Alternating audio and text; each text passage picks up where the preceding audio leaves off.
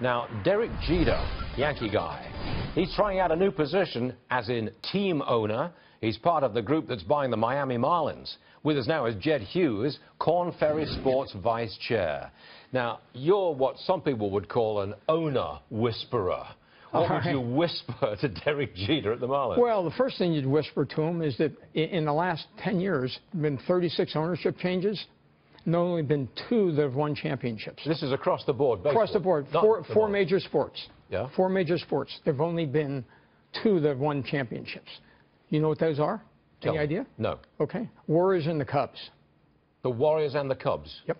They had a change of ownership and went on to win a championship. Exactly. Everybody else failed with the change of ownership. In the National Football League, there have been 5 ownership changes, and of those, winning percentage is 34% and only 2 playoff appearances.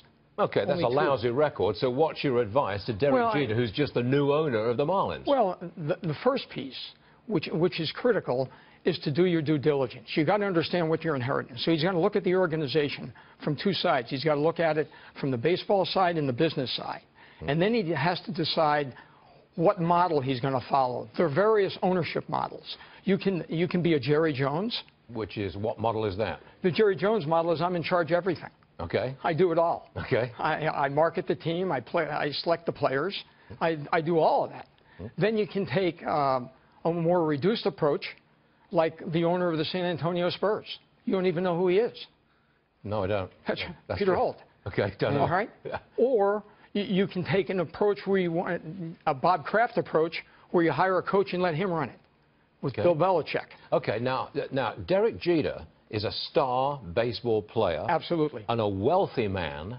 What would be your advice to him, bearing in mind who he is and what he's done? Well, what kind of owner should he be? Hands-on, or miles apart, or dabbling here and there? Well, I think if you look at him and compare him to a Mario Lemieux or Michael Jordan, I mean, Derek comes at it, with the credibility instantly with the fans and with the constituents.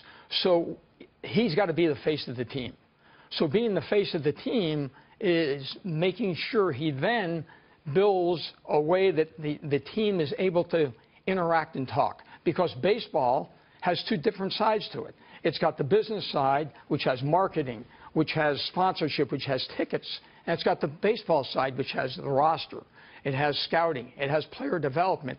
And they got to talk. You have to communicate. Because what happens, you want to build a transparent culture. Because at the end of the day, you need a culture that works. The reason Durant goes to the Warriors is they've got a culture that works. The reason Thibodeau is able to get Jimmy Butler to go to Minnesota, who thinks Minnesota is going to be a destination? They've built a culture. Build a culture around Derek Jeter and his performance. And his values. And who he is. Absolutely, and how he plays and what he has stood for. All right. Jed, you should get into soccer, but I know you don't, but we'll have you back when you do. How's that, Greg? Okay? Well, we'll look forward to that. Yeah. Thanks a lot. No, Jed, thanks very much. All right. Appreciate it.